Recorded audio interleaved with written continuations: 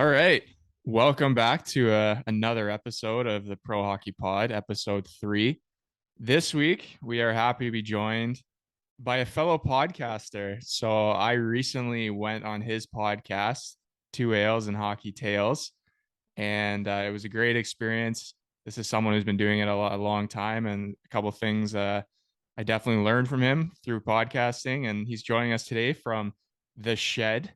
So I'm happy to finally see this legendary setup, and yeah, hopefully one day I can have something just as sweet. But welcome to the podcast, Brent Walton. Hey, thanks for having me. I'm just curious. What did you learn from me? Because I just talked to my friends. You know what? I actually like you did a lot of research for one. Like when I went on, you gave me quite an intro as if I had, actually played somewhere great or something. So it was almost like I felt pretty professional. So it was Uh, definitely a the star there. research team does get hot. But I just noticed. Did you just freestyle all that? You didn't even write anything down. Yeah, I find when I write stuff down that I stutter or like I won't say it the right way, and then in my head I'm like, okay, do I stop? Do I restart? And no, Right. I think it's better to wing it. I'm a big winger, so Mm-hmm. but Other than the intro, that's pretty well what I do. I just jot down notes. yeah, exactly. Um, so yeah, basically, this podcast just kind of like yours, going through kind of like your life, where hockey was able to take you, and then at the end, I always have a special question that I ask the guests, and it's something good for the younger generation listening, kind of things that they can, be ready for when it comes to either pro hockey, college hockey, and everything that life brings to them. So, started off. You were Sounds good. born in Georgetown, Ontario, Canada. Is that where you spent most of your childhood growing up? No, I was born there, but I think it was, geez, before I was one, we moved to Elmira, Ontario. Um, I grew up in Elmira, Ontario. That's where I'm from. Don't recall a day in Georgetown. So no, I'm definitely from Elmira, Ontario. But now so basically with 2 seasons left of pro hockey, I was trying to make a plan to transition. We had a family cottage up in Kincardine, Ontario. Rumor had it if you were good at hockey and had some education, you might be able to get in at the nuclear plant around here. So that was the plan. We ended up buying a house up here and then renting it out for 2 seasons and living in it in the summer. But we now call Kincardine, Ontario home. It's where my kids would call home and where they've been raised, you could say. Sounds pretty good. I'm not gonna lie, no idea where that would be on a map. So hopefully there's no So tests at the end. basically, we're on the edge. Lake Huron's right down my road here, and then Hmm. across Lake Huron would be Michigan. So we're right on the west coast of Ontario, you'd call it. Good to know. So then you said you moved to Elmira when you were one. So as you said, you didn't really, couldn't remember a day living in Georgetown. So is that Elmira where you learned to first play hockey? It's where you first threw on the skates. Yeah, so my parents were never into hockey. They didn't know a thing about the hockey world. They just put me in it because their friends were signing their kids up for minor hockey. And yeah, then I guess I just fell in love and took it from there. Seems like it.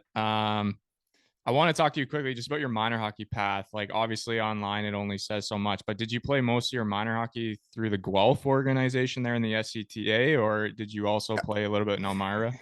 Well, it's actually it's a bit of a tale. So I started out in Woolwich, which is Elmira, St. Jacobs area. It's a single leg group. We won all Ontario with my closest friends in the world, minor and major novice. And then I don't know. I think I was a lot like parents are now these days, and my family was, and we didn't know what we were doing. We decided to go AAA in minor Adam instead of stay home and win all Ontario's with my buddies. And the guilt of that and not being a part of it and going to school and being the kid wearing a different jacket and they're talking about their practices and games and you don't feel as included. I ended up so I started in Waterloo doing that AAA. And then my second year there, we got a coach that really was not nice at all, terrible. Old school for Major Adam was not the way it should be. My old man worked in Guelph and I could have gone either way. So actually halfway through my second year, I switched to Guelph, which is not usual in minor hockey, but it was that bad. the last day I played in Waterloo, the coach came in screaming at us and then threw a water bottle off the wall above my head, and it soaked me in water between periods. So then I went to Guelph, and then the guilt of missing my buddies at home, I decided the year we were going to the Quebec Major Pee Wee tournament that was the year I decided I needed to go home and play with my buddies. So I missed that life memory and went home to play with my buddies at an age where I shouldn't have. And it was strange. So now when my kid's coming up, and he's mentioned he wants to stay at home another year instead of AAA, it's like, yeah, buddy, you need that time with your core from home before you move on. Yeah, we briefly touched on that on when I think I was on your podcast about, just like how at that young age, hockey's obviously supposed to be more about the kids having fun, obviously learning to play the game, learning to enjoy it, and spending time with their friends, as you said, instead of maybe having a strict coach that takes Adam hockey a little too seriously. Yeah. And then other part of that is most kids, other than hockey guys, you could say, end up usually where they grew up, right? A lot of people end up in their hometown. And I think it's a core for your life, a foundation of those kids that you play with in your hometown, especially in a small town like this, to have those years together and be brothers so that come you're 20, 30 years old, they're still your best buddies, just like mine are. No, exactly. I 100% agree. Um, I noticed here, I honestly just noticed this now. Good research team I have. Yeah, you did. You were so after minor hockey, you were drafted to the OHL by the Brampton Battalion. I want to make sure I'm reading this correctly. In the 23rd round. Yeah. There was a lot of rounds. There was a lot of rounds back then. I think mine there was only 15. No, that was the how did it work? So they did the whole draft of the age group above me, which was their normal year to get drafted. They were transitioning to having a bantam draft. So they went through the whole normal draft, and then they did 8 rounds of my age group.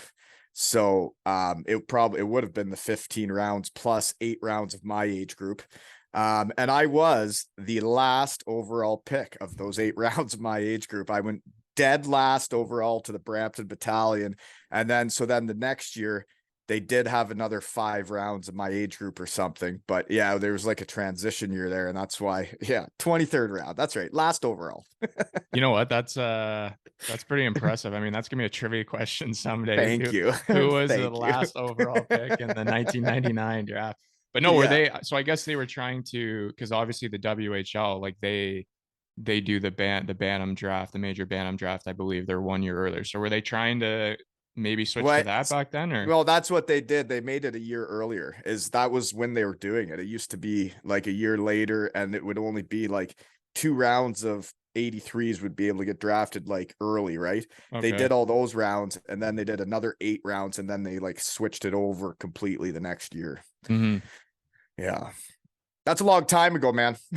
No, I remember being 9 at that age, so it's but it's cool. Like I that stuff actually, like joking aside, that stuff actually does interest me because just seeing how all the structures of every league and how things have changed, how they used to be, even the NHL draft, it used to be whatever, nine rounds or whatever it was, or Yeah. so that's pretty cool. Um and then you went, so after your draft year, you went to back home, I would say, to play for the Elmira Sugar Kings. Yeah. Um So I think, I got drafted out of playing Bantam and Guelph. mhm, So then that next year, the way it worked, right? Because I was taking the band draft, I couldn't play that next year. They like just had my rights. You had to basically draft a kid the year before you wanted them. mhm, So I went back and played in Elmira. I learned how to play against almost men, right? When you're 15 turning 16 and you're playing 20-year-olds. It was a challenge for sure. And then the next year I went to a summer camp in Brampton because they invite you, obviously. And I thought I was just going for the experience because, first of all, I didn't think I'd make the team as an 8th rounder, the last overall pick. And then I also, I wanted to get a scholarship. And from what everyone had said, small guys, they weren't that welcome in the OHL at that point. There weren't many of us. And NCAA, there was more little guys. And I just kind of had my mindset on that. And then I went to a summer camp in Brampton and played really well. And then when I went back for main camp, they moved me in with billets instead of sharing with like a veteran, which I had done before. And the family told me that I'd made the team. And I was like, what? I'm like, I'm just here for 48 hours and I'm going home. And they're like, oh no, the team said like you played so good in the summer camp, like you're moving in, you're with us for the year. And I was like, I don't think so. So then after the 48 hours, I did have a talk with a guy I've had on my podcast, Stan Butler, the coach there. And it was actually to thank him for being a good person.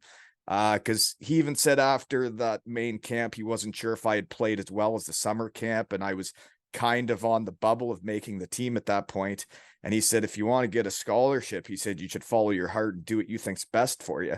And I don't think there's enough guys in hockey, especially at that crucial age for kids, that make the best decisions for the kids than for their own personal interests. So yeah, that's what happened there. So then I went back to Elmira and I had a scholarship within half a year of that second year. And Brent did try and get me to come later on when I was started scoring that second year. But yeah, I committed to Western Michigan and that ship had sailed. Oh, there was two things I wanted to bring up there. So one, I was going to use one of your terms. That second year in Elmira, you ran a muck, as you would say, on the league, 113 points in 48 games. So that's So actually my third year. So okay, they're your research team's missing a year. My rookie year, elite I'm like prospects. 16. Damn you. Yeah, they're miss. I'm too old, I guess. But no, the first year I had like 30 something points, and then the second year I was up in top 5 in league in scoring, and then I broke my thumb and missed about 15 games. And then yeah, that last year was when I guess I still have the Elmira Sugar King record for most goals in a season. So yeah, it was a good year. Clearly. And then yeah, my second question, just because you brought it up, like, back then, especially when you were playing like small guys, were kind of, you know, they would always back then they were looking for size and thought, okay, if we have a bigger guy, we can maybe teach him to play hockey versus having a smaller guy who could play hockey and he's, it's a tough game, blah, blah, blah. But you had never, like, even with that story of you like being moved into the Billets house, like you would always kind of set your head on, okay, I think NCAA is the better route for me. Yeah, that and basically growing up, and I was like very little growing up, and the way hockey was, that like every coach I had, everybody that talked to my parents and myself, who we, like I said, we didn't know anything about the hockey world. We just knew I was doing well at it. And everybody that gave us advice said that I would never make the NHL, that I was too small, that really there was no chance, and that I should look at getting to Europe because there's no way I'd ever make the NHL. And it was the same with the OHL, NCAA. That's like kind of the advice people gave us as being a small guy. And what's interesting for me looking back on it, because then I did get NHL interest out of Western Michigan, is that wherever you set your bar and your mindset is kind of what you can accomplish. And like I had kind of set my mind on, I'm going to try and make a career in Europe. And then you don't truly believe maybe that you can make it looking back on it. Yeah, for sure. And we're definitely gonna get into all that. One of the other questions I had for you, so elite prospects, so this could be wrong, but the league at the time when you were playing in Elmira was called the MWJHL. So basically, when I grew up, that was junior B. Elmira Sugar Kings were junior B. Not sure if it worked the same back then, but I wanted to know if it did work the same. How did those leagues compare back then? Like the tier 2 junior A compared to junior Right. B? And had you ever had interest in going to tier 2 junior? Because when I played, it was really hard for guys to get scholarships out of junior B. Like it was more like you're Yeah. playing junior B to maybe make some money, or you're from a small town and you just don't want to, you know, go to the next level kind of thing. So I'm wondering if it was it the same back then or a little different. No, so yeah, and that's what I find interesting, is how much I've learned about the hockey world and how, just like you say, the structure of leagues and why things happen is, to be honest, it really pisses me off that everybody has to leave my hometown to go get scholarships now. And I Mm-hmm. guess it was after I left, they made a rule that you don't need a release from your junior team if you're going up a league. Where when I came through, junior B in Elmira was considered the same level as tier 2 junior A. So we couldn't just leave if we wanted to. And I'm proud of this because they're my friends and I was their teammate. Is within 2 years on the Sugar Kings, I think we had almost 8 or 9 scholarships D1 out of our junior B team. We won the Sutherland Cup. which is all those leagues combined. We won the Cherry Cup, our league, twice. And we could have competed with anybody in Tier 2 Junior A. So it did work differently back then. And I thought it was awesome. I could live in my hometown with my parents and be playing high enough level that I could get a scholarship. And it's too bad for the kids of this rural area of Ontario now that you see it nowadays. And geez, every kid thinks he's got to move out to BC at 16 years old to try and chase a scholarship. And man, it'd be a lot nicer to stay home. Yeah, and I've talked this on some with other guests too, and I guess it depends on the person, but I've always believed that you know, it doesn't mean if you can't go to school, or if you by the age of 18, 19, you know, if you go at age 20, 21, like there's no drawback to that. If anything, you're more ready because you've been growing your game every year.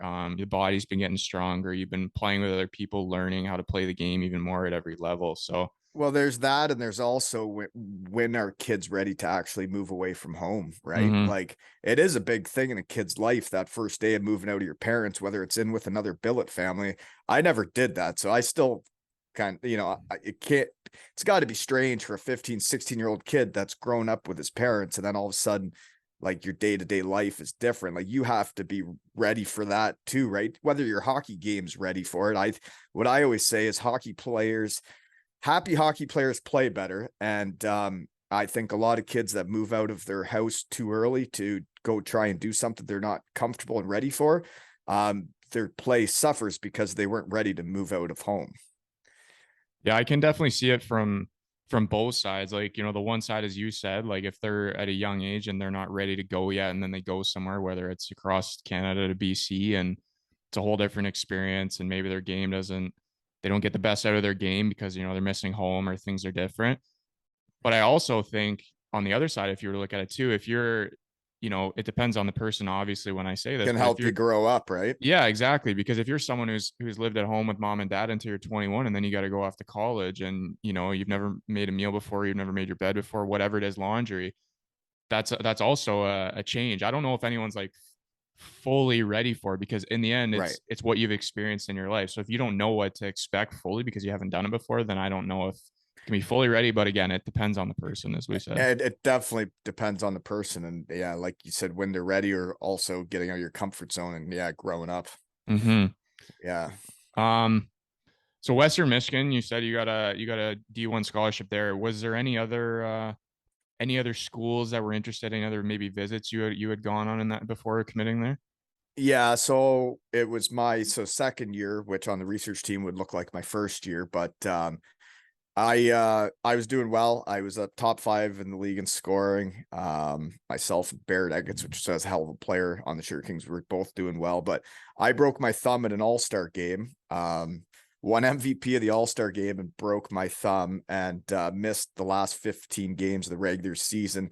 So that was my opportunity, since I was doing well, to actually go see schools during the hockey season. So I went to Northeastern University. They recruited me to be a true freshman. Like we just talked about, I didn't know if I was ready for the college game yet. I didn't know if I wanted to be a true freshman. I would have been going there 17, turning 18 in November.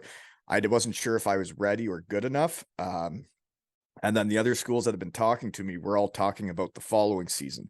So then Northeastern's thoughts were, if I wanted to be a pro, if I wanted to make it, that I needed to be there as a true freshman to get to pro sooner. But I went to Northeastern, and being a kind of a country boy from Elmira, Ontario, downtown Boston just didn't fit with me. It was a lot for me to take in, getting on a plane, flying down there, and then you get in the tunnel, and man, everybody's driving so fast and cursing each other. And man, it was not how I cruise around on the dirt roads around here.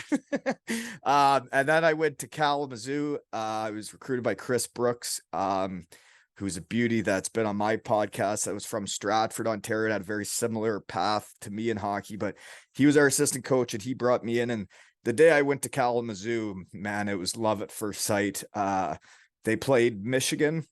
The band was playing. It was sold out. They're playing guys on Michigan that I'd just seen in the World Juniors for Canada. like Camilleri. And to see like the Broncos compete with them, and then kind of be the underdog school, like it all just, it fit with me. It fit with what I wanted to do. And yeah, I committed as soon as they offered. So I did that a year and a half before I went. So I basically committed. And then like the next game, I scored a few goals back in Elmira when I came back in the playoffs. And then like Maine was waiting outside the locker room and a couple other schools. And then like, yeah, Western Michigan like told him, hey, like we got him. He's committed. And then when you hear about all this, and it's interesting because almost every guy I have on almost commits to the first school that gives them the offer. And I was kind of the same way. And then that next season, I broke records and led the league in scoring. And it's like, well, geez, I wonder what school I would have ended up with. But like in hockey, you always make these decisions and you just go with it. And I couldn't have asked for a better school. And I have my best buddies ever from my college days at Western Michigan. Yeah, you raise a good point there about the, you know, I've always said like I committed to Niagara University, which was an Atlantic school. So they always try to get guys early because if you're anyone who's good or has potential, the bigger schools will eventually notice you. But teams like them had to commit early. I committed in November of my first year of junior and went a year and a half later. But no, you always think about that stuff. I think about Yeah. it too. Like the next year, I had an even better year in junior. I played Team Canada, all that stuff, and I'm like, man, and maybe if I didn't commit, someone like as you said, like maybe Maine would have been waiting out one day or someone like you never know. But it's Yeah. cool to hear these stories. And I mean, you again ran amok in college. Like every year, you seem to get better. Like even putting up 27 points as a freshman. I mean, that's pretty good. And then 36, 50, 42. So, I mean, it seems like for you, it definitely was the right decision. Well, I got put in a position to succeed right from the start at Western Michigan. We had Vince Bellissimo coming in, who had been drafted to the NHL that season out of junior. He was supposed to be the big fish that everybody knew about.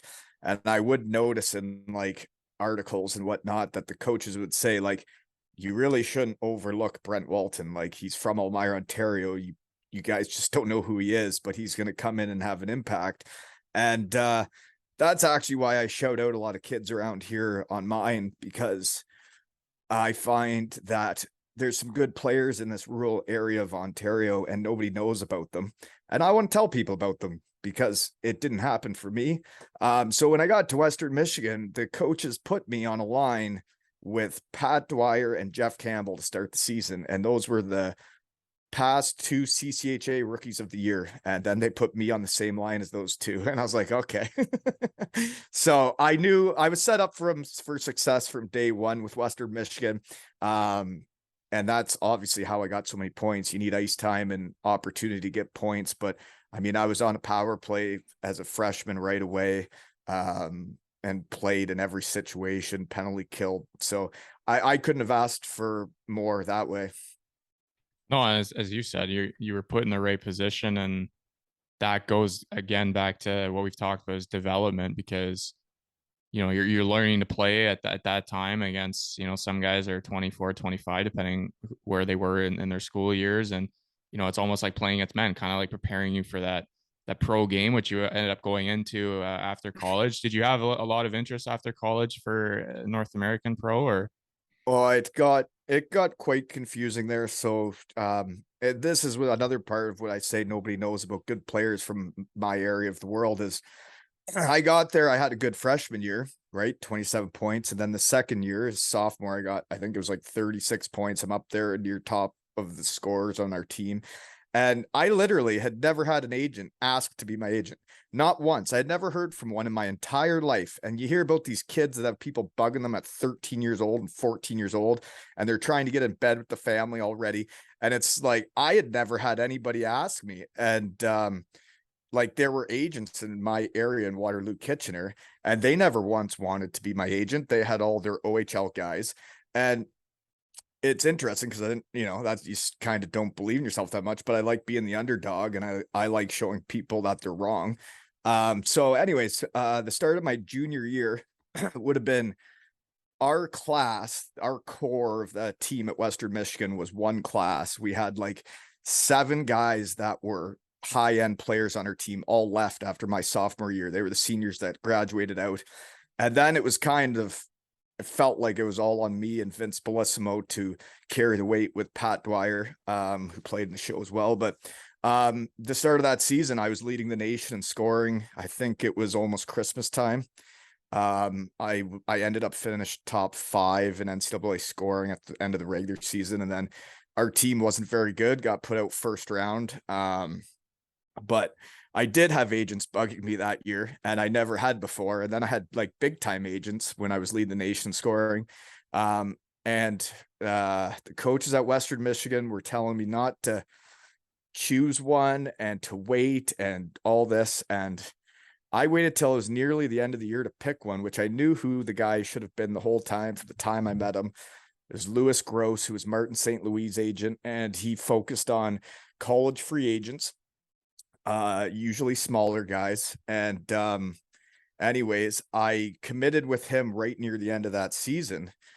And he said to me, he says, well, now that you're with me, he's like, you're not going back to school. He's like, you're not going back to school with those numbers.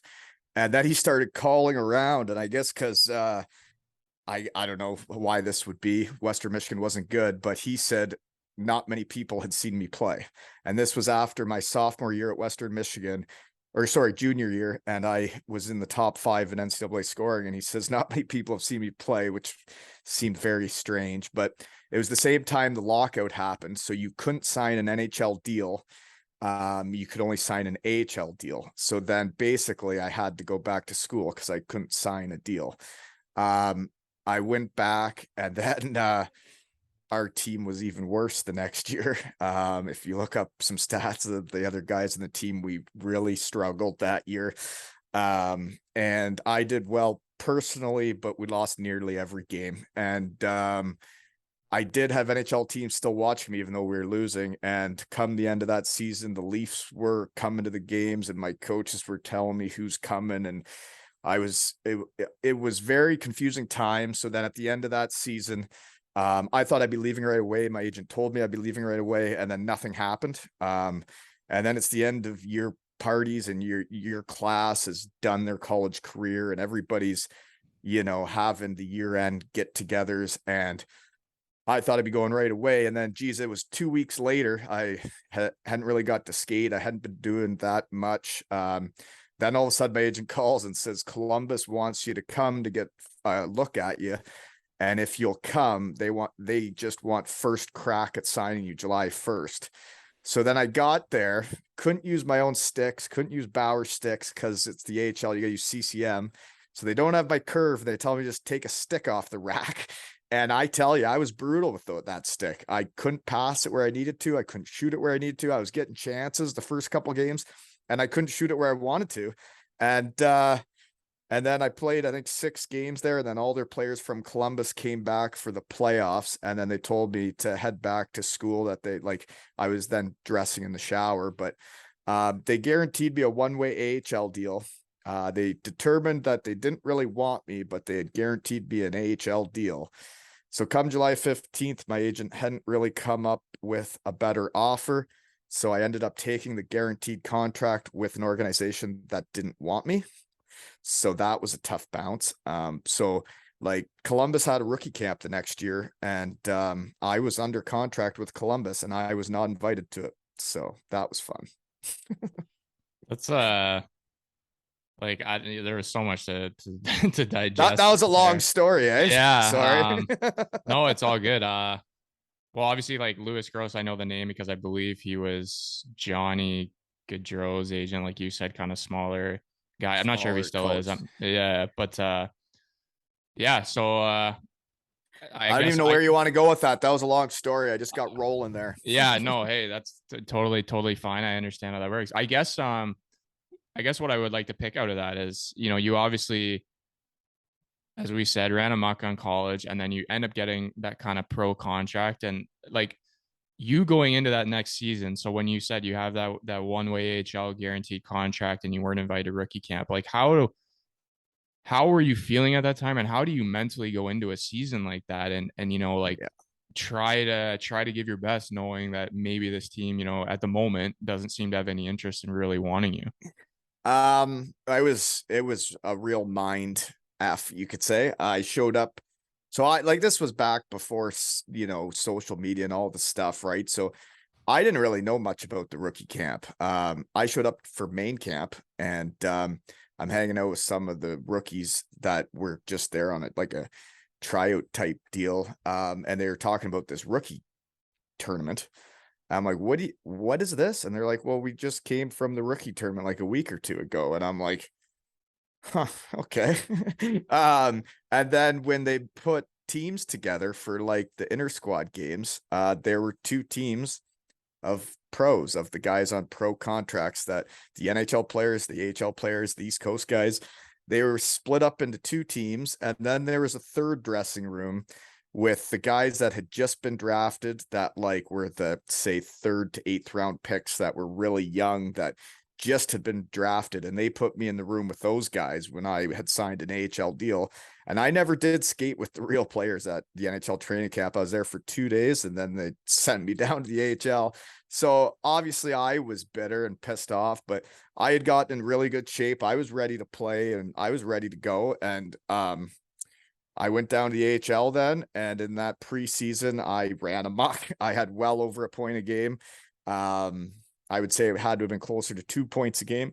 And come the end of it, I have players tell me that they've heard they're telling me to get an apartment, that I made the team.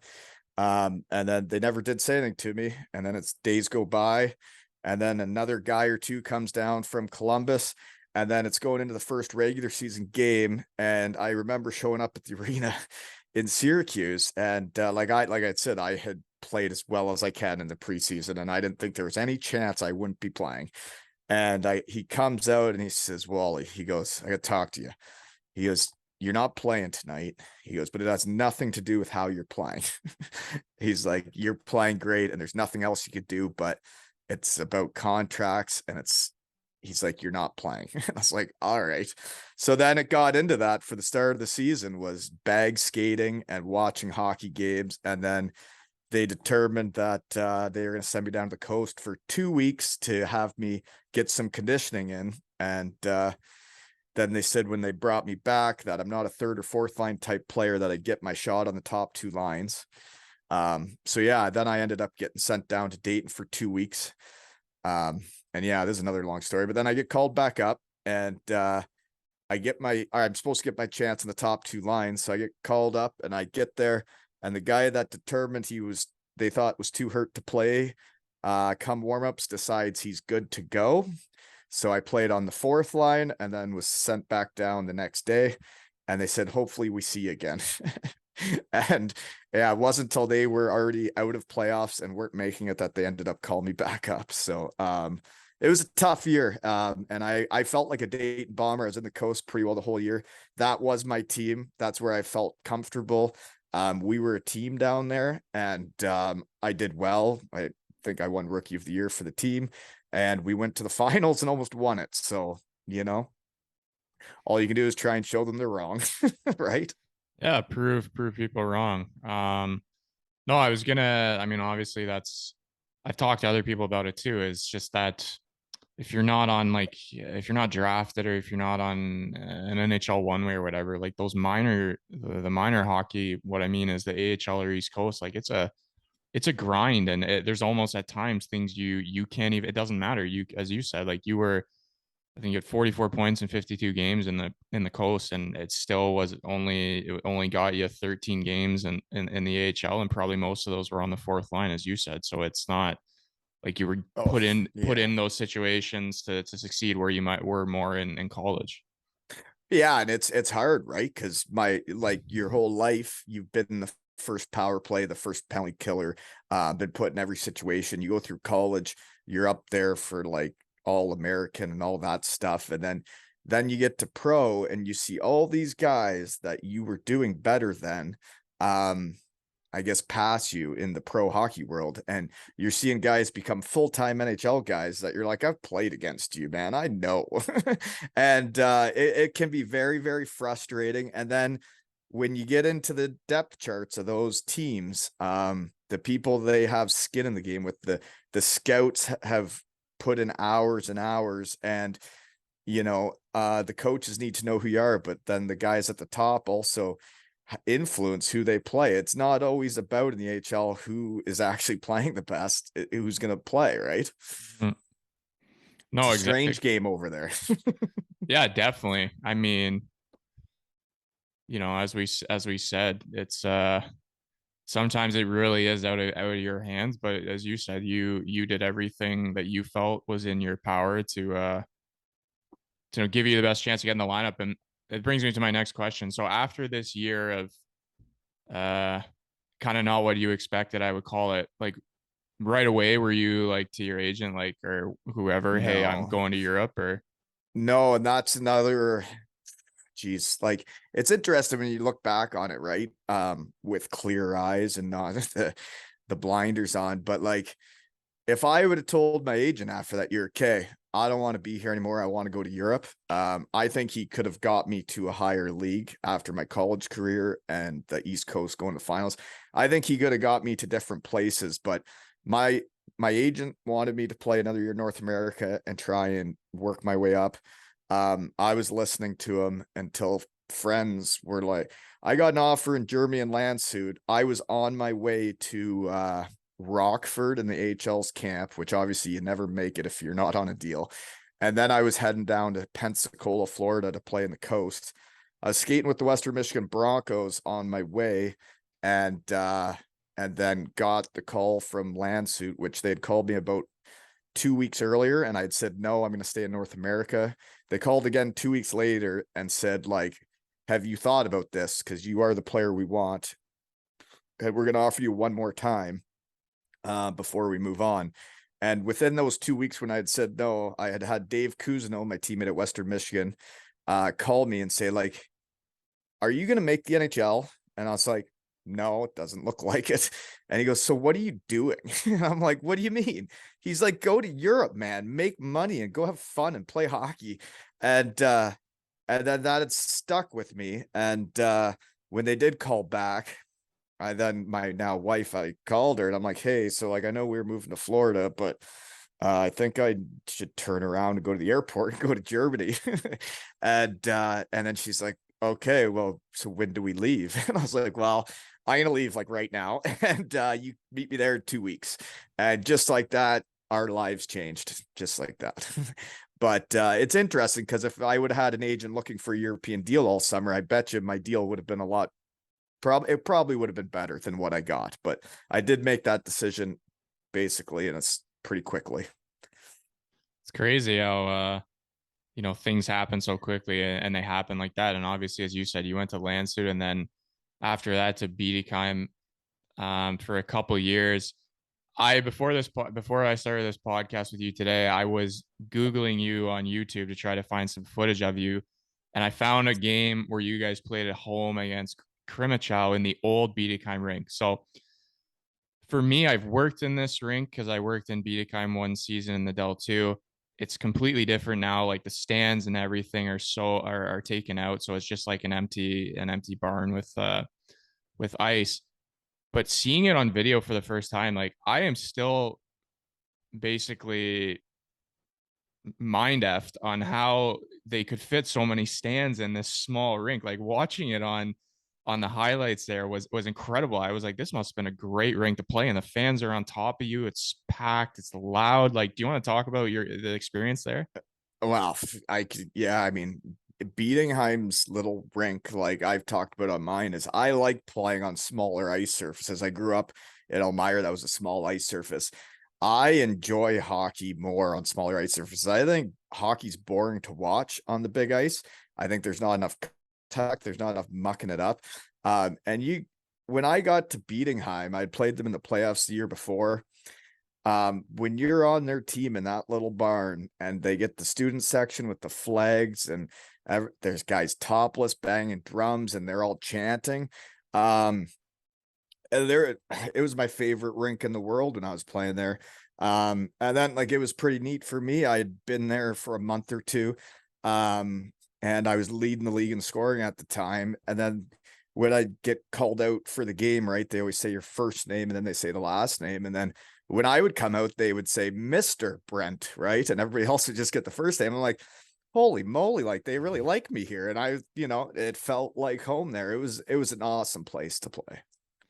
Yeah, and it makes sense why you stayed there for four seasons. And one other question I had before, because after that you transitioned to my kind of hometown now, where I also played Heilbronn. But when you played in the Dell too, like, was there a favorite away rink that you just really liked playing in, or felt like you always had a good game in? I'm sure you probably played in some unique arenas back then that might not be in use today. Well, there weren't many rinks in that league that I didn't like. Everyone was different. Everyone had its own character.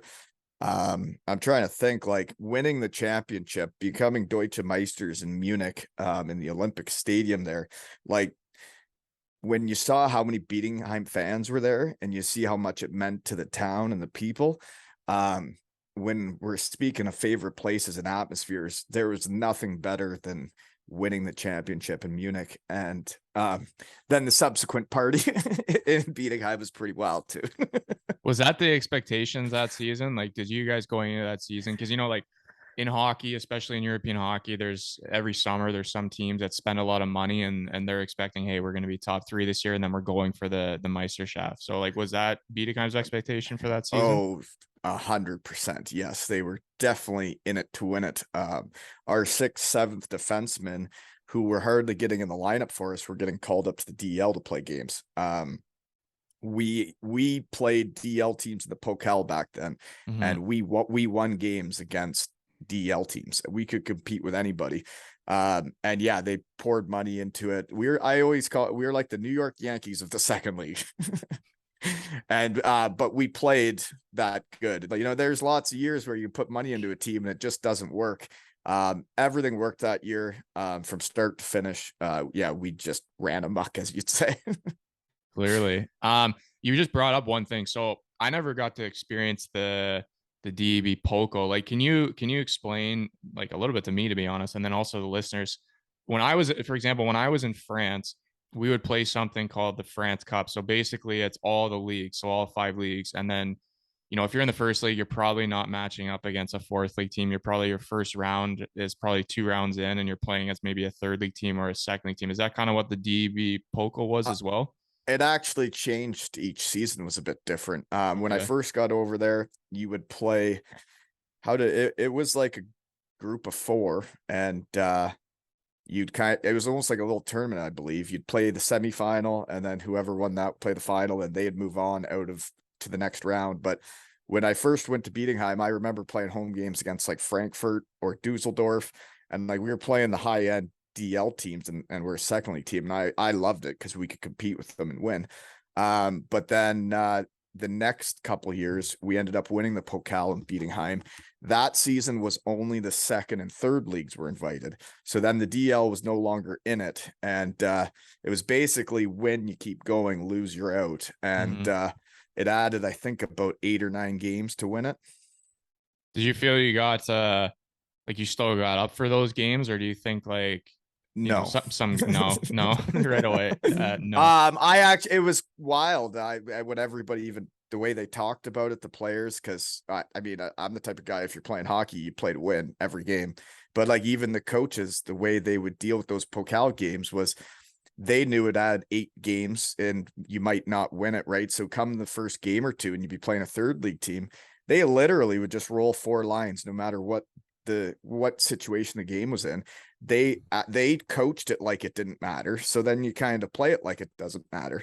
But then come the finals, like it had been like that almost the whole way, until about the semifinals. But then come the finals, we had a home game against, who's actually Landshut. I had hernia surgery, so I was out for the year. So I missed the final game, but I played the rest. I couldn't believe how big of a deal the final Pokal game was, just based off of everybody's mindset all the way through it. But then come the finals, when there was a trophy on the line, it was sold out. It was a huge deal. So I guess it didn't feel like a big deal until you got to the finals. Yeah, I mean, I guess like that can make sense.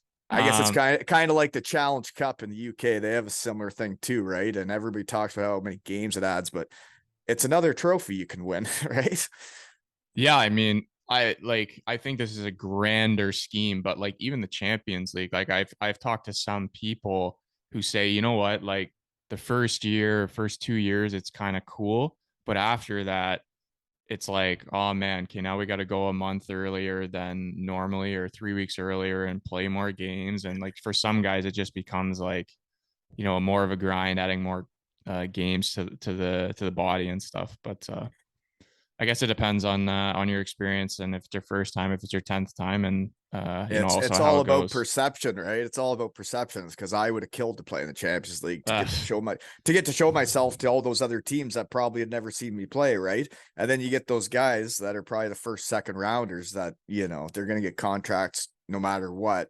They probably have no interest. That could have been a good opening line for you or your agent whenever they're contacting teams. You probably have no idea who I am. I find it very interesting, right? Because I'm not a crazy dad. I don't have the dad goggles on. I've watched my kid play, and he's a player. But like I said, he hasn't left to go AAA. And there's been a couple people where we get chatting. I'm like, well, like he can play. And he's like, well, does he play AAA? And I'm like, well, no, not yet. I'm like, you just don't know about him yet. But like, it's like, just because you don't go at under 11 doesn't mean that when you finally go to that tournament in the city when you're under 13, it can be your coming out party, right? It doesn't have to happen when you're 11. Oh, exactly. I played with a lot of guys in minor hockey that played whatever single A, double A until they were like 15, and then they would make the jump. And then it only takes them watching you once, and then they're like, oh, okay. yeah, Right. exactly. Yeah. So after Bietigheim, you went to the rival Heilbronn. So I know the feeling. I've worked for Bietigheim and played for Heilbronn. I've also worked for Heilbronn as well. But what was the decision there? Like, was that There kind of really tough? wasn't there. It was very tough. It really wasn't a decision though. So basically, when I go to Bietigheim, we win the championship. We have a great budget. The bonuses and the contracts for everybody were were incredible. And then after 80 points, we'd get bonuses each player on the team, basically per point for the team. There was nothing individual. It was all about the team. I loved it. We got to 80 points, and you got so many euros per point. Every player on the team, didn't matter if you're 18 or 30 years old. We ended up with like 105 or 106 points that year. We dominated the league. And then the money trouble started. The next year, we're not as deep. I hurt my knee and missed the whole season. Had the Hinterkreuzband, the PCL reconstruction. And then missed that whole year. I played 2 more years. I come back from the knee injury. They did give me a contract after missing a whole year. But yeah, so then the next 2 years were not as deep. Go through a couple coaching changes. The new coach that came in my last year in Bietigheim, I was right up there in league scoring when he showed up. I was about a goal a game. And then it was quite obvious he wasn't feeling me. Like, he didn't like me. He wouldn't talk to me. He talked to all the other leaders on the team, but I wasn't getting any of the meetings with the coaches. He was very clear that it was a distant relationship, you'd say. And when I'm the leading scorer on your team, I'm wearing the gold helmet, and you show up and treat me like that, I could tell he wanted to make his changes. And I do know there was some people that fought for me, tried to convince him that I was a staple. But then again, you gotta let the coach make his team, or else, when things don't go right, you can't blame him. So, anyways, it was actually that Pokal final night. I was having a beer in the VIP room because I was done for the year. So because of my hernia surgery, I'm having a beer in the VIP room, talking with all the people around town I know. And the Heilbronn coach was there, Rico Rossi, and we had played playoffs against each other. I'd played against him for years. And we just got chatting in the VIP room. He's like, I've asked you to play for me in the past. He's like, maybe now's the time it works out. And I was like, geez, maybe it is time that it works out now, because I could tell the new coach in Bietigheim didn't like me. So we did have some chats. They offered me a contract. And I did call the Bietigheim coach, and I said, this is what Heilbronn's offering me. And he said, well, I ain't signing. I don't need you. I'm not signing you. So then I signed the deal with Hellbrun, which I thought I'd be beating high my whole career. When they were calling me Mr. Brent Walton, I thought, I was there and that was home. It felt like home to us.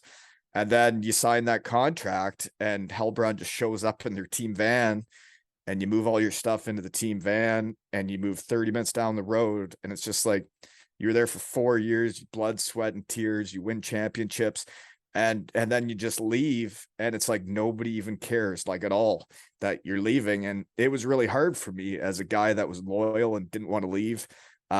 It was very hard to switch. And it was hard the next year, right? You want to beat them so bad. And then they did have a better budget. They had better players and they ended up winning the championship. And then, then it sucks when you get asked to basically leave and then they end up winning the championship and you're like, that's tough. Tough bounce. No, I definitely can relate to you there on the switching teams and just kind of that feeling when you do leave. And in the end, like I think nobody cares isn't the right way to say it, but maybe, when you're leaving, you don't feel as missed when you Yeah, are well, going. and it's after 4 years of pro, right? Yeah. 4 years on one team in pro is somewhat rare, I think, especially as an import in Germany. And it was hard for me just the way I was raised and the way I look at hockey is it's all about the team and the town, the community, and it was just hard to leave. Yeah. As I said, I totally understand. I played 2 years in Heilbronn and evidently one year was the savior and the next year was blamed as the reason why they weren't doing as well. And I remember leaving too, thinking all these fans are going to miss me. And then, And then they bring in the next guy, right? yeah, they bring in the next guy. And I mean, it ended up working out for me that year. I went to a team that went to the finals. So unfortunately lost to Biederkheim. Those guys, all they do is win. But no, Gosh I know darn what you Renee mean. Schofs. Yeah. Yeah, exactly. Um, I wanted to ask you one question before we transition, because after this you went to Denmark and then to England, but I don't know if it was the same back then, but the rule, from my understanding, for a German passport was if you were to stay 7 years in a row in Germany, you could after that do the test, and I think at the time you probably would have to give up your passport to get the German. But you were at 6 years when you ended up leaving to Denmark. Did it ever cross your mind to stay one more year to try to do it? Well, to be honest, I didn't get offered in Germany to stay. But nobody really brought it up to me. But the other thing I had heard was I knew some guys that were over there that had given up their Canadian. Their careers then came to an end or due to injury or whatnot.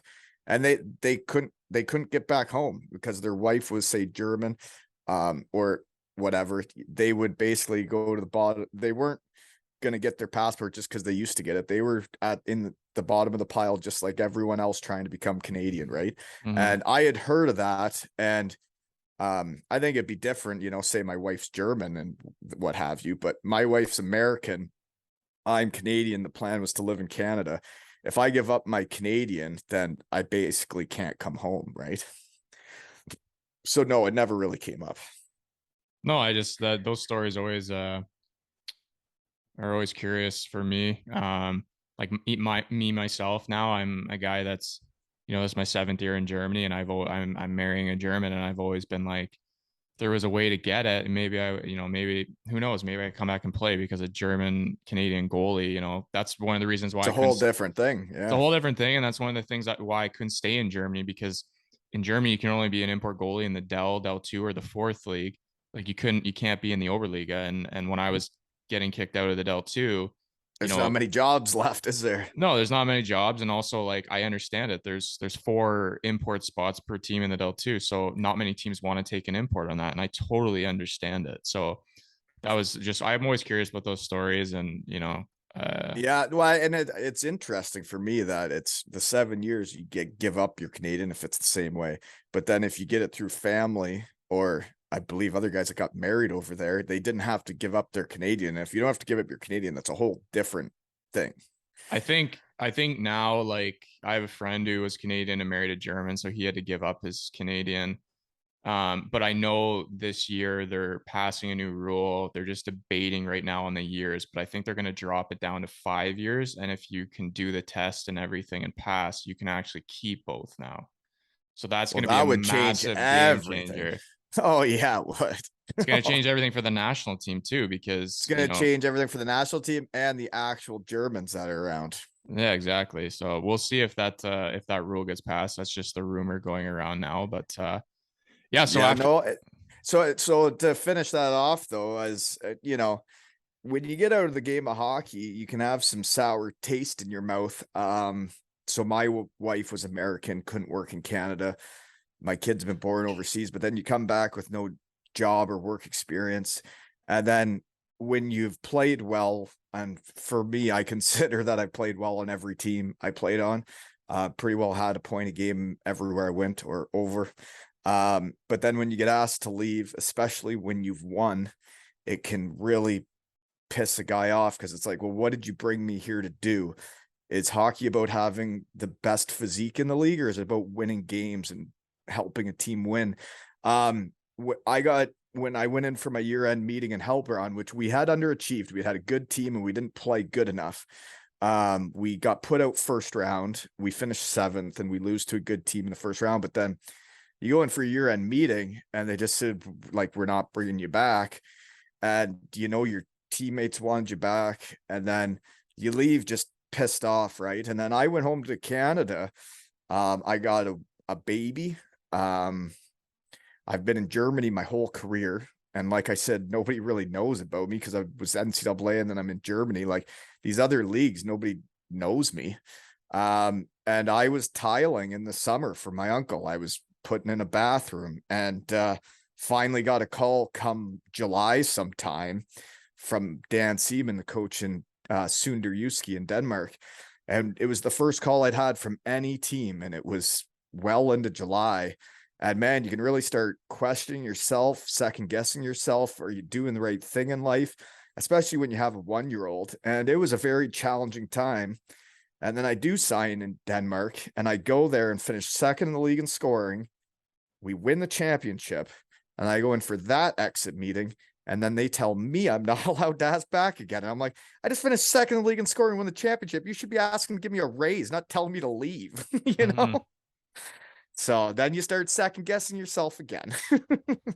No, and that's honestly that's the mental part of it. Like I think there's no documentaries on the second league in Germany, at least in Canada, you know what I mean, or in North America. So nobody sees how it is, how it's a great experience, but also how it's such a grind. And every summer, like you said, you're working because you have a newborn kid. You're trying to get some money coming, and you don't know, hey, am I going to get a call? Am I not going to get a call? And that's something that so many hockey players go through, and just the mental grind, the battle it is to, am I making the right decision? Is it time to give it up? Is it time to get a real job, go to the real world?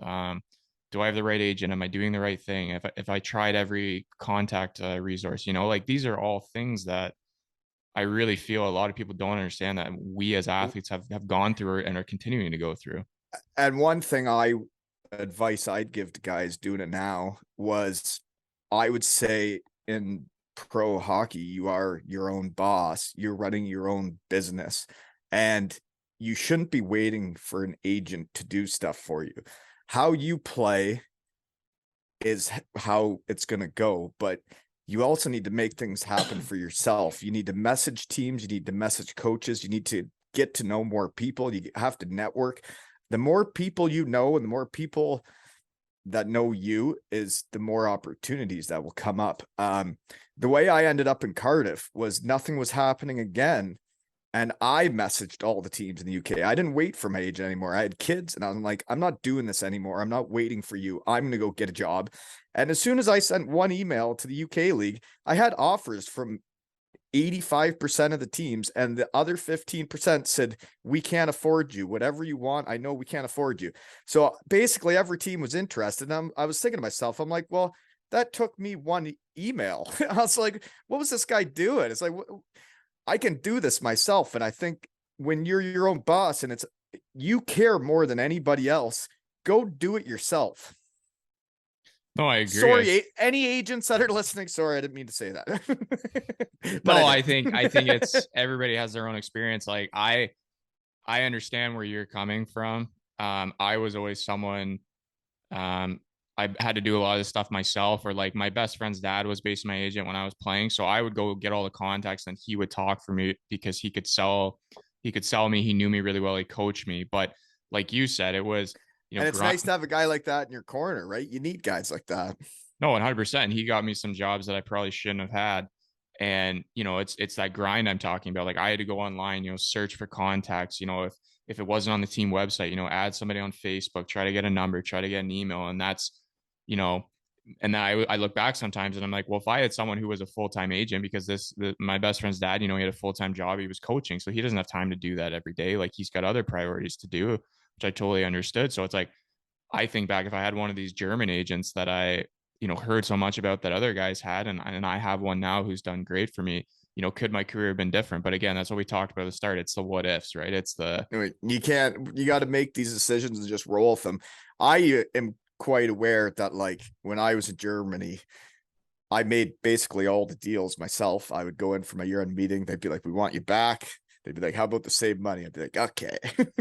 And then that was it, right? And the way and realistically, as a hockey player back when I was in college and first getting into pro, I thought these agents did something magical for you, that they could change things. But deep, it comes down to how you play hockey and the type of person you are and the type of teammate you are. Hockey's all about people talking. And if you have your teammates love you and buy into you, when people ask about you, they say good things, and that's how you go places. mm-hmm. No, exactly. Um, so one question I had, so obviously, you played in Denmark, as you said, then you went to England, and um, I I, was in Wales. You can't say England. I'm in I meant Wales. the I'm English in the league. UK, but Relax. that's the UK league. Okay, the EIHL, the English International Hockey League, whatever it stands for. Sorry if there's any people from Wales listening. I'm sorry. I'm just kidding. Um, but after, so I wanted to ask, like, what made you stop playing? So basically I was at my cottage just down the road here in Kincardine.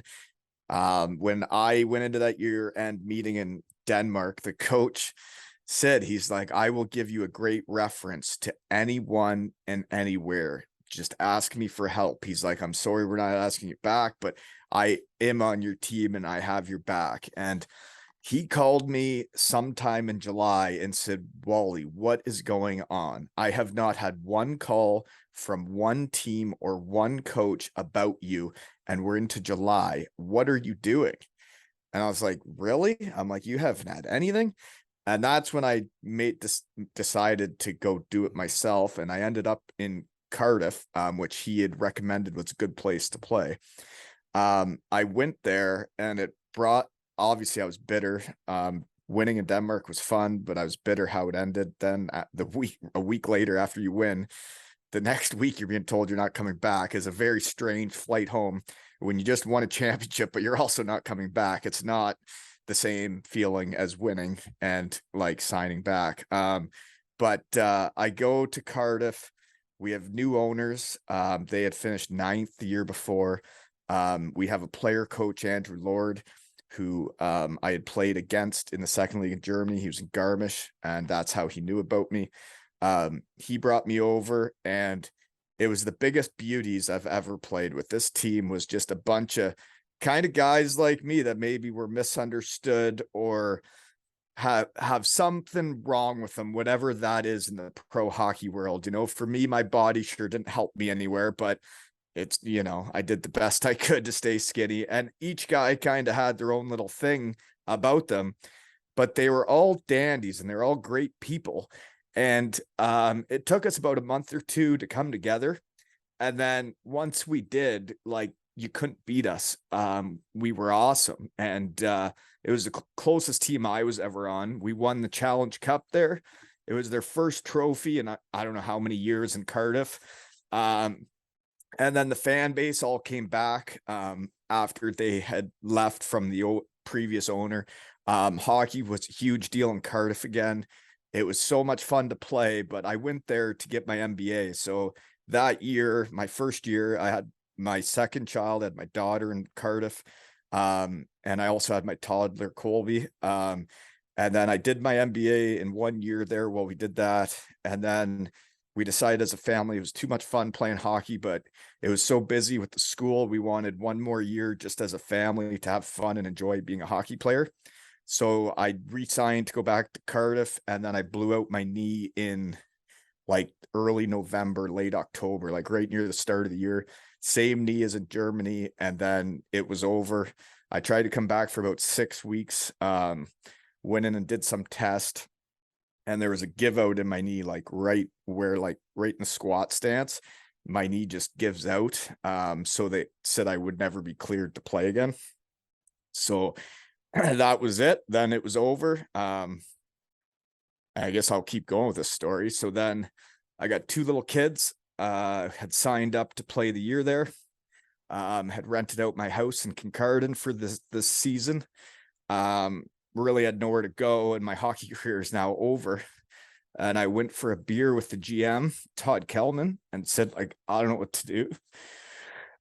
And he said I could stay, and said, I don't know what I'm going to ask you to do, but I'd never make you leave. So then, yeah, it's a tough year, but I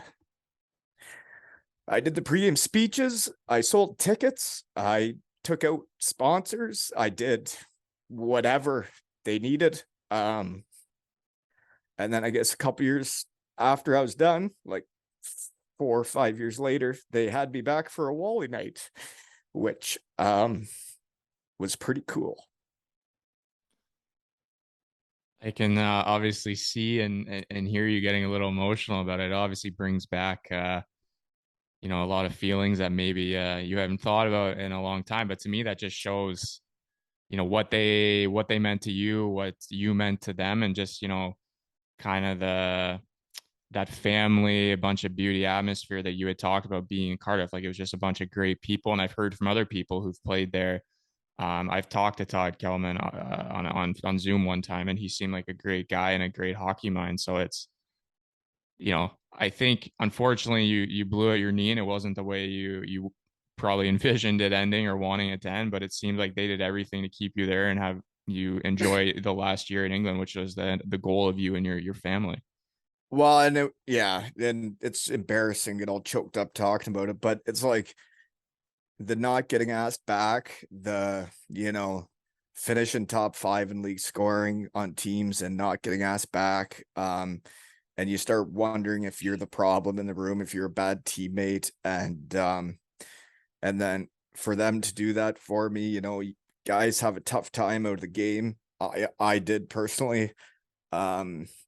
When that's what you've done your whole life, and it's over, and you don't have those 20 guys to go see every day and talk to and bullshit about, and when you have problems in life, those are the guys you talk to, and then all of a sudden you don't have them around anymore.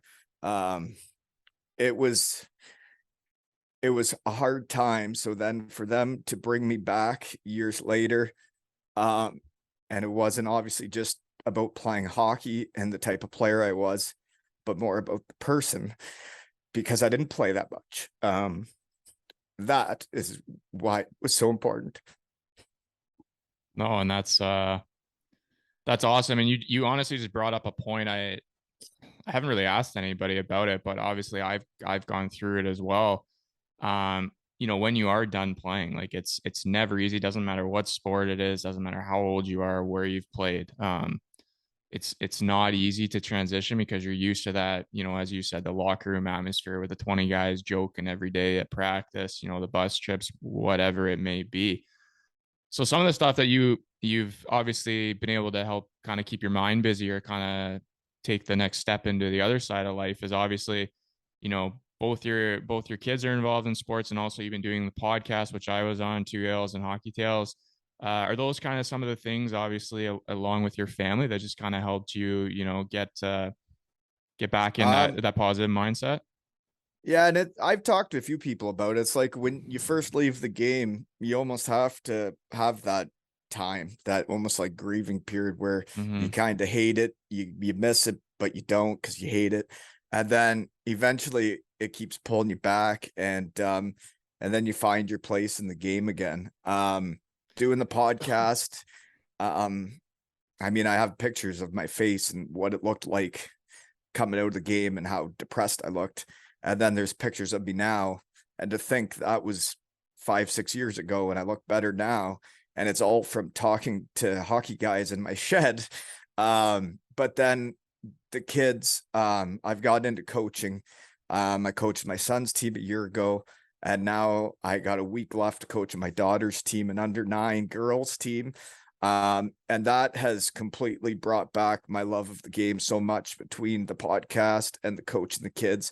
And now I have a team that's just like every other team I've ever been on, except now I'm the coach. I get to build the culture the way I want it.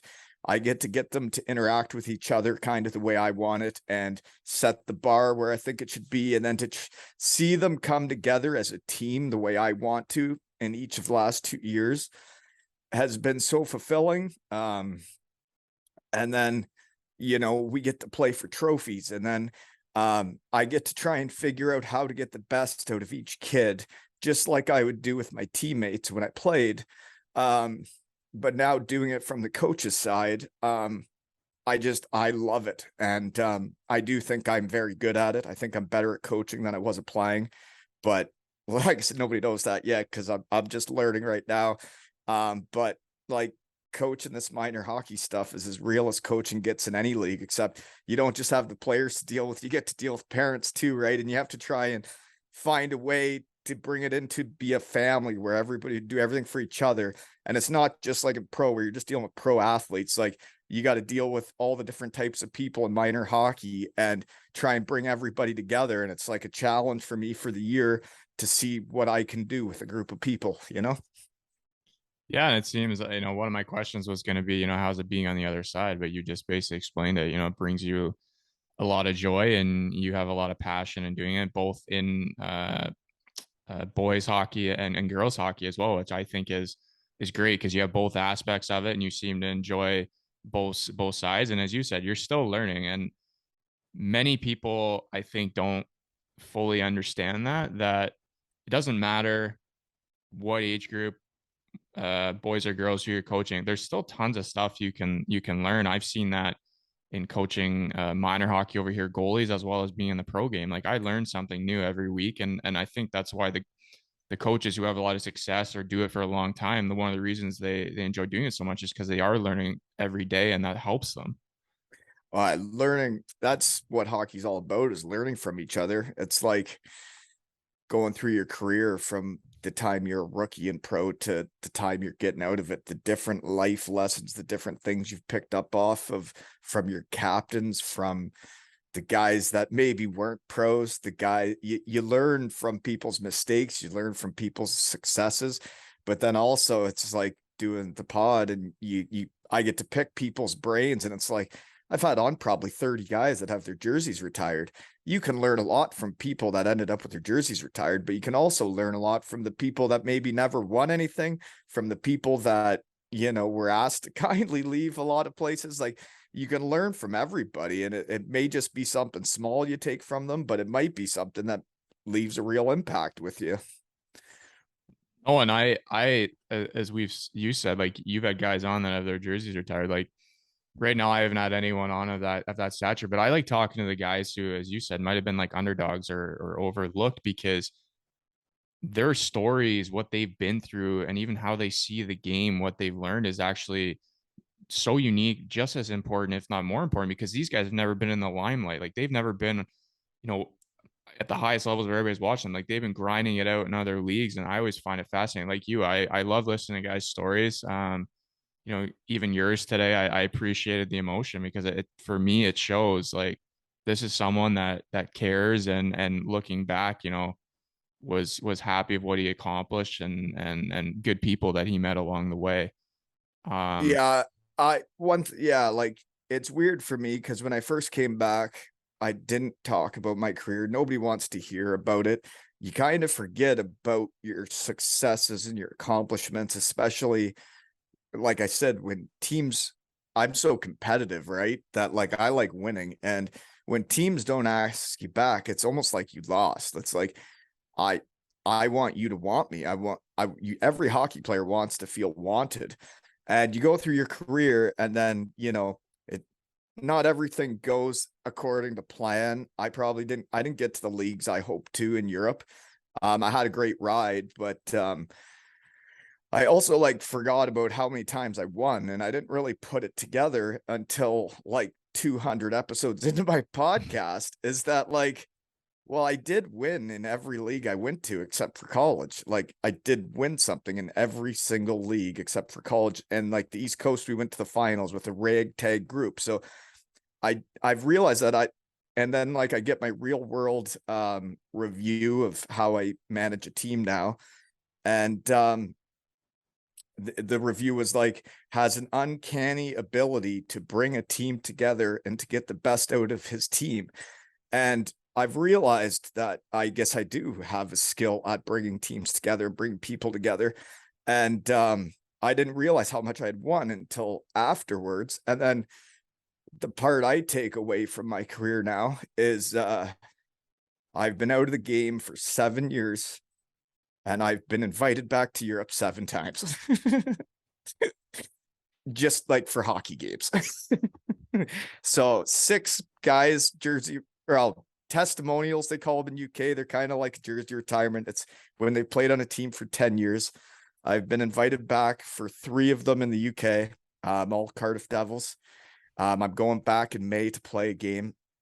And then I played on Dirk Robel's team in Germany when his jersey retired. Justin Kelly invited me back, who was my centerman, but then I was going to Cardiff for my own night at the same time, which was cool. And then this year I'm going back to Wales again, the same time Renee Schoff's jersey is going to be retired in Germany. And like, maybe the coaches and the management didn't see what I brought to a team, but my teammates did. And I know that by being asked back. I think that means more, to be honest, just in my experience in hockey, because the teammates are the guys that you go to war with every day, you share the room with, share the stories Right. with. Exactly. And they didn't try to body shame me out of the game. That was that was the coaches and management. One my teammates loved my body type. Oh, I'm sure it was great to see in the shower every day. Oh yeah, you should have seen the pregame speeches at Cardiff.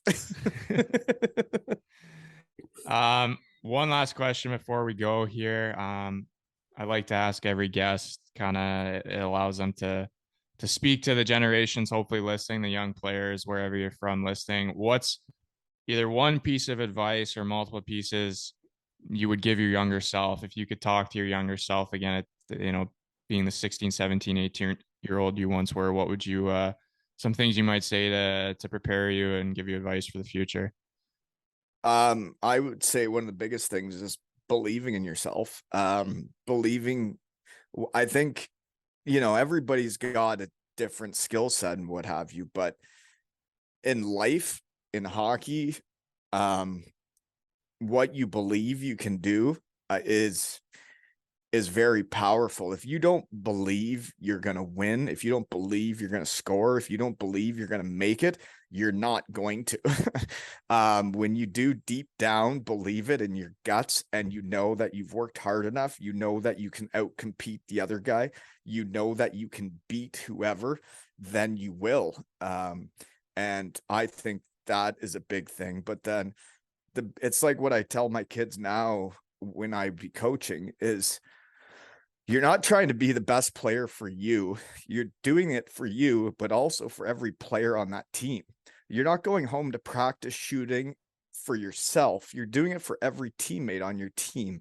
To win, you need every player to be as good as they possibly can be to beat the other team. And you do it for not just yourself, but you do it for every person in that room with you.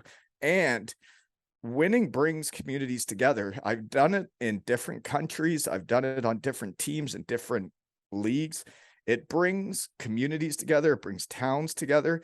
And then when you win with people, your relationship for life is different than it is with the other teammates you've had. The guys I've won with, I can text them at any time and be like, hey, you coming on the pod? And they're going to say yes. And they're going to say, when do you want me? And that, I mean, the winning culture, the winning dynamic, your life is so much better winning. And you need everybody to buy in to do that. And you need to get the best out of everybody. It is not just about yourself. And I think coming up in minor hockey with my son now and my daughter, and you see what it's like now, you see what people post, you see what other podcasts say, that's always so much individualized. It's like how many pucks you need to shoot, how much practice you need to do. And it's like, well, but you're doing it for your team. You're doing it because you want to be better for your teammates so that you and your friends can win. Oh, That's what I think. I definitely agree, because I think a lot of it is lost of like what you just said, the individualness versus the teamness. Like a lot of people is, you have to do this, It's a you have to part do of that. hockey that's really changing, right? And Mhm. I couldn't believe North American Pro when I got there. I couldn't believe, from growing up in Elmira, Ontario, in a small town where a team was a team and you did it for each other. And I got to North American Pro and it was not even close to like that. It was, everybody was in it for themselves for the most part in the AHL. It was not what I thought hockey was, and that was why I did go to Europe, and it brought back my love of hockey again, was going to Germany and playing in Landshut and playing in Bietigheim, where those first 2 years were as close as teams got. People had fun again. It wasn't all business. It's like there was beers in the locker room after you won on a Sunday, and it just felt like hockey again. It felt like it was supposed to be a game and you're playing, you know? No, for sure. I think that's, to be honest, like I can comment on Germany because I played here. I never got to play in Denmark or in the UK. There you go. Um, but yeah, it has that family atmosphere here, and most teams, you have the guys are all together and in it for the same goal. And I can understand when you say about the AHL or the ECHL grind. Like a lot of guys are like, how can I get out of here the quickest? How can I move up the quickest? Like it is more of that, uh, it's about me mindset, and that doesn't apply to everybody. It's just, No, it eh, doesn't. But you see a roster, like when a research team gets hot, you see an East Coast roster and they have 70 to 80 players on a team in a season. yeah, How's that a team? It can't be a team when you have 70 to 80 guys go through a team. no, there's too much turnover.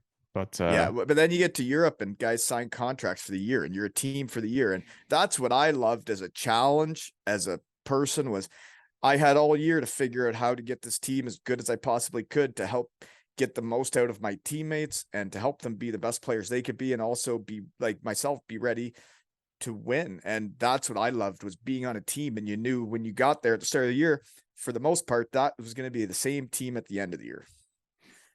no, for sure.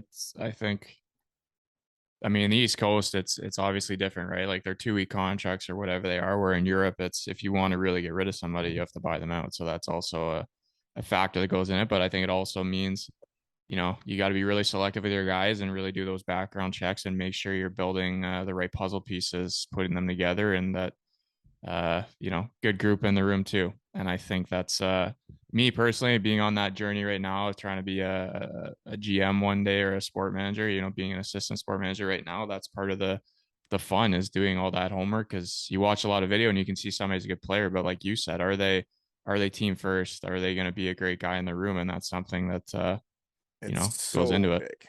It Yeah. changes your whole dynamic of a team. The type of people you have.